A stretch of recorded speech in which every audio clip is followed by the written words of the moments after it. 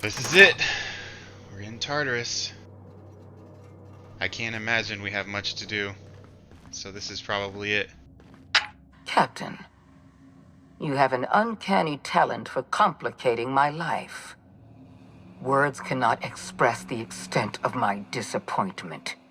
We had a plan. All you had to do was skip the Hope to Tartarus, as I asked.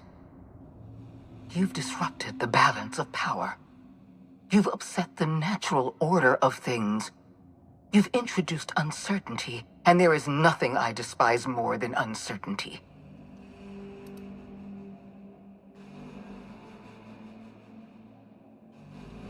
It's over, Sophia. Stand down. I'm afraid I can't do that. You have a flair for subtlety. If you'd worked for me, you would have been the greatest fixer Halcyon has ever seen. For all your talents, you are the enemy of Halcyon, and therefore you are my enemy.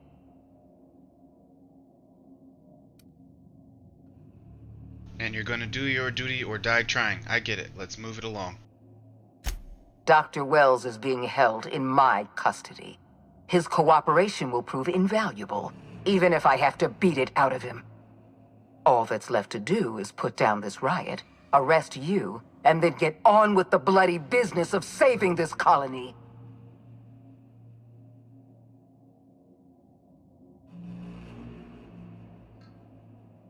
I don't enjoy the thought of killing you. There's been enough violence already. In that we are in agreement.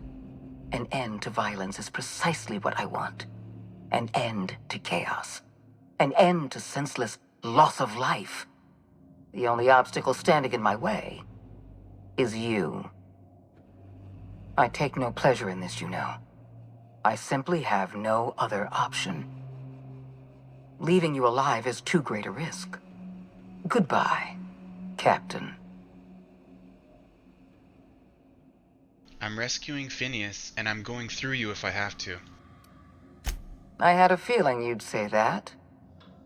This prison is equipped with an automechanical warden. I've had it programmed to eliminate you on sight and rinse your remains down a drain. And don't worry. I will inform Dr. Wells that you died heroically, or something.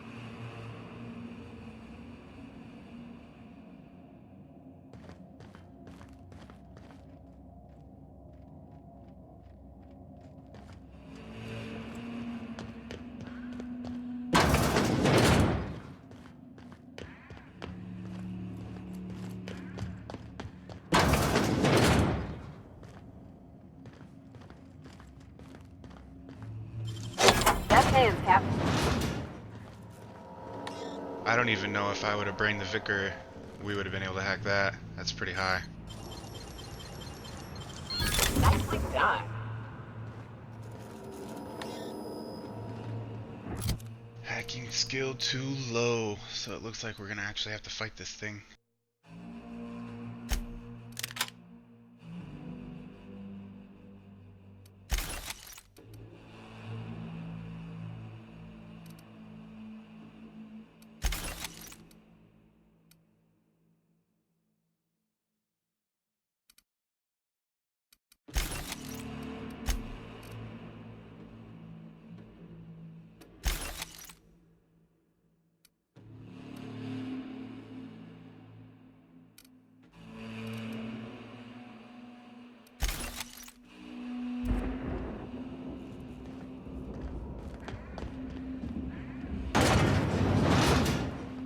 Processing data. Sweeping the area. Captain, look out! I'll fix you right up!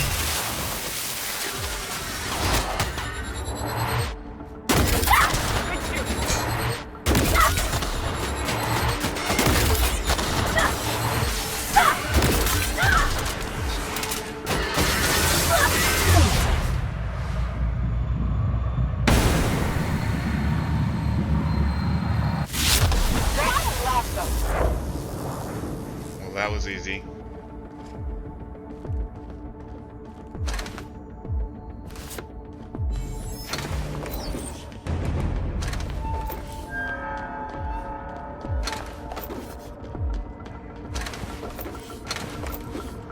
sure it's completely pointless looting all this stuff, but let's just have it.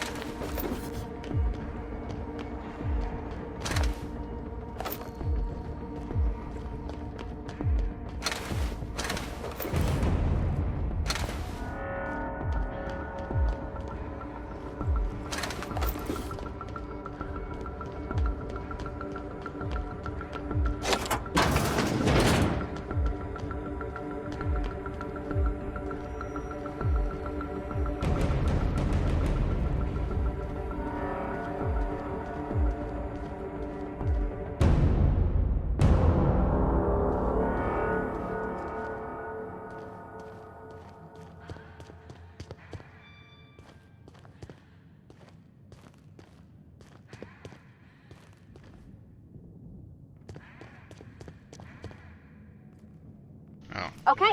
Just looking for them. On my way. Why won't you just die?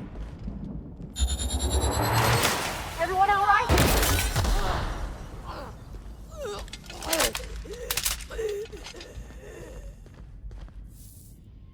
Get me out of here!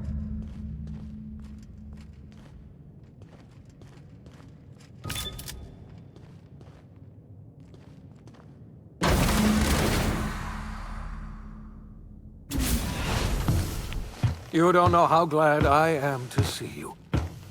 You did the right thing. Akande was a monster. Her death was much deserved, and long overdue. And you lunatic, you broke into the board's own fortress just to rescue one doddering old man. You are absolutely out of your mind, and I can't begin to thank you enough. Are you kidding? The board never stood a chance against me. Ah, all in a day's work for you, huh? You've broken the board's stranglehold on this colony, and you saved my life. But there's still so much we have yet to accomplish. You and I are going to have to work harder than ever to save Halcyon. I'm afraid the situation is far worse than any of us ever anticipated. I don't like the sound of that at all. Earth has gone dark. We haven't received a single message in 3 years. There's been no communication, no signals, nothing. 2 years ago, the Earth's Directorate's frigate disappeared on their way back to Earth. We don't know what they discovered when they arrived, or if they arrived at all. So we've got to make do on our own. Seems to me that'll make us stronger in the end anyhow. You're quite right. We've got no choice but to make do on our own. You mean we're all alone out here? Really alone? I'm afraid so, Miss Holcomb. Halcyon is the only home we have left. Returning to Earth is no longer an option. We're in serious trouble, my friend. Do you know what this means for Halcyon? We can't rely on Earth for support anymore. We've been cut loose. We're entirely on our own. We have a lot of work ahead of us. We'd best get started. Yes, we do. You've done a marvelous thing. You've succeeded where anyone else would have failed, including me.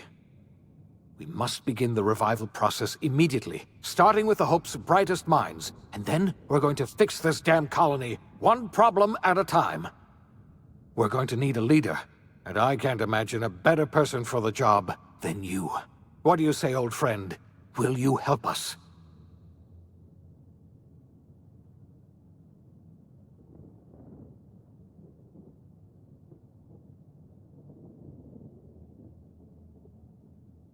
I'm gonna run this colony myself. I've already convinced the chairman to take my side. The chairman? I don't know why you let that heartless creature live, but I'll have to trust your judgment. You're the best thing to ever happen to Halcyon. If you want to take it upon yourself to lead this colony, you have my support. We're not a colony any longer, are we? Our last connection to Earth has been severed, and so we have been set free. Our future is uncertain, and no one knows what tomorrow holds. Exciting, isn't it?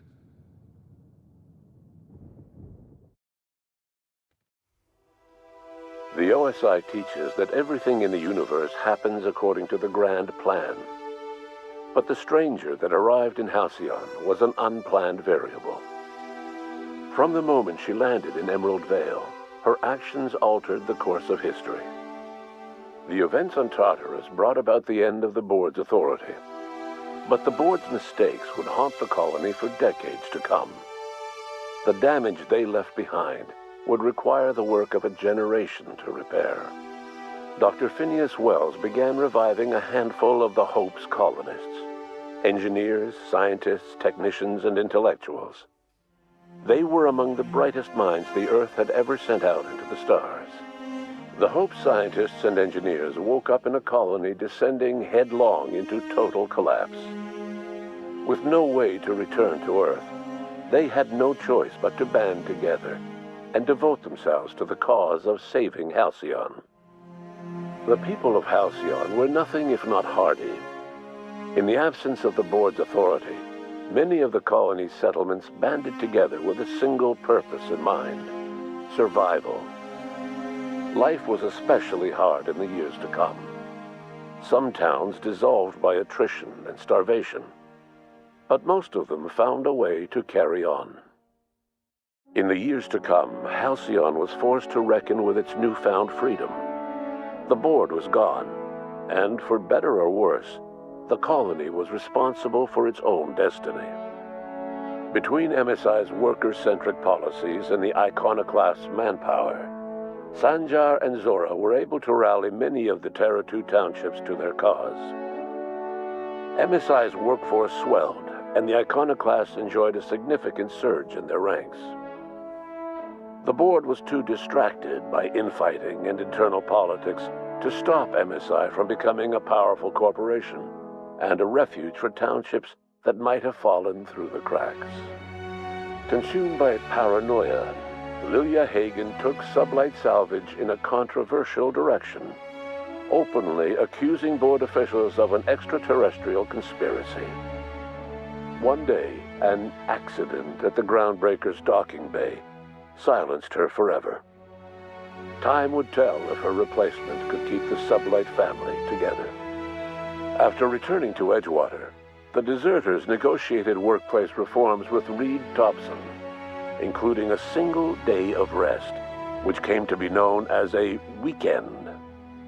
As the world around him changed, Thompson found himself pining for the old days. He was known to spend his weekends in the cantina, nursing one of the few remaining bottles of Zero G, and repeating to himself, "It's not the best choice, it's Spacer's choice." As for Adelaide McDevitt, she tended to her garden in solitude for another year before passing away. Her body was discovered some months later, when Reed Thompson paid her a visit in an effort to make amends. Her remains were buried in a place of honor, underneath the floor of the Edgewater Cannery. Reed believed this was what she always wanted. Under the leadership of Junlei Tennyson, the Groundbreaker held firm against corporate influence. The ship's mechanical stability gave Junlei the time to educate a promising generation of engineers schooled in her family's traditions. The future of the Groundbreaker looks promising. The rediscovery of the Hope and the abandonment of the lifetime employment program forced Byzantium to come to terms with some uncomfortable realities about the state of Halcyon. While Byzantines were reluctant to surrender the luxuries they'd grown accustomed to, the board's diminished authority gave them little choice in the matter. Nearly everyone had to learn to make do with less. Some even had to get jobs. It was a dark time indeed. Your influence further cemented Ellie's perspective. She understood she could never truly rely on others, so she set about making sure she wouldn't have to. With a steady income from the life insurance payouts, she was finally able to afford a ship of her own. She enjoyed a long and infamous career running missions across the system. Some of them were even legal. Life in Halcyon was sobering for Felix Millstone. The grand revolution he dreamed of never came. There was no great awakening for the colony, no celebrations in the streets. There was only the hard, desperate work of trying to repair a broken colony. Felix never had a head for numbers, but if there was labor to be done, he was there to help. Eventually, Felix realized that the work of a revolution was done with two hands. As much as he enjoyed his adventures aboard the Unreliable, the vicar, known as Max, eventually decided that it was time to move on, to live out the life he had sought so long to create. He knew there were many in the colony who carried burdens much worse than the ones he had struggled with, and he devoted himself to easing their suffering wherever he could. He only ever took up arms again to defend the defenseless. Unshackled from a lifetime of striving and fighting the universe and himself, Vicar Maximilian de Soto was finally at peace. Once the matter with the Hope colonists was resolved, Junlei bashfully asked Parvati if she'd like to join her permanently on the Groundbreaker, and Parvati enthusiastically, if somewhat awkwardly, agreed. The stories of her adventures spread across the colony, and Parvati soon found herself the center of attention. Having served as the engineer of a renowned spacecraft, tramp freighters and wildcat miners sought her out by name, and in no time, she was a fixture in the Groundbreaker's mechanical ecosystem. She and Junlei were never far apart. Nyoka returned to Monarch to take another crack at making a permanent life for herself. She formed the Charon Group, a mercenary outfit of ragtag survivalists and wilderness experts. Anyone in need of a guide, or just looking to throw back a beer and swap stories, could find her camping on the trail or clearing an infestation. The SAM unit that accompanied you spread awareness of the product line's superior sanitation and maintenance capabilities across what was left of the colony. This led to a boost in SAM unit sales. Did you know that SAM units are the longest-lasting, toughest-acting cleaning solution in Halcyon? Minister Clark was released from house arrest, and his contact with you gave him a sense of renewed purpose and vigor. Once it became clear that no help would be coming from Earth, he threw his considerable efforts and talents into helping Halcyon manage the crisis before it. As for Dr. Phineas Wells, he spent his remaining years in his orbital lab. He eventually came to terms with his own past, and was able to forgive the mistakes of his younger self by devoting his remaining years to serving the colony. Dr. Wells was able to revive many more scientists and engineers than he first expected, thanks to the additional batch of chemicals you stole from the Ministry. Wells never forgot about the human lives that were lost in acquiring these chemicals. In the end, Dr. Wells was able to save every scientist and engineer aboard the Hope. Over the next decade, nearly all of the Hope's remaining colonists were successfully revived. Halcyon saw a period of rapid technological and scientific advancement. Breakthroughs in dietary supplements saved the colony from starvation. Geoengineering projects and social reforms began to change the structure and character of the colony. Dr. Wells laid the groundwork for the project to save the colony, but he would never live to see the fruits of his labor. He passed away a few years later. His work was carried on by the scientists and engineers he revived. Today, Halcyon has stabilized. The people of the colony work hard to adapt to their new circumstances. Nearby colonies send aid and supplies. Life will never be easy in Halcyon. But for the first time in its history, there exists a sense of real, genuine hope about the future. And what about you, the unplanned variable in the history of Halcyon? You brought an end to the riot on Tartarus and partnered with Chairman Rockwell to run the colony together. As Halcyon looked toward the future, you remained a constant presence in the colony's administration. You were never weighed down by bureaucracy, and you never had to dirty your hands with politics. You had people who did that for you. By your influence, Halcyon survived the turbulent years that were to follow. No one knows what's happened to Earth, and no one knows what the future has in store for Halcyon. All we know for certain is this: the name of the Unreliable and that of its intrepid captain will remain the subject of countless stories for years to come.